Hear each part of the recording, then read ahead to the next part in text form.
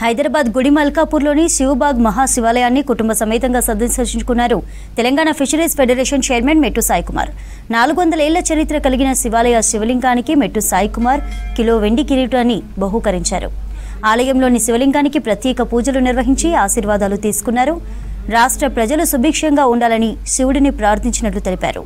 ఈ కార్యక్రమంలో ఆలయ ధర్మకర్తలు రఘు గౌడ్, ప్రవీణ్ గౌడ్, చారి పాల్గొన్నారు.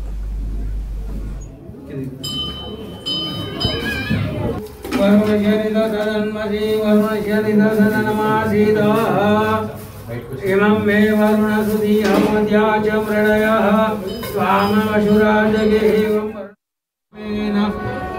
प्रजन्यो वरखदु भरवत्यो न ओघदय यामगा ध्यानावस्थितगणा देवाय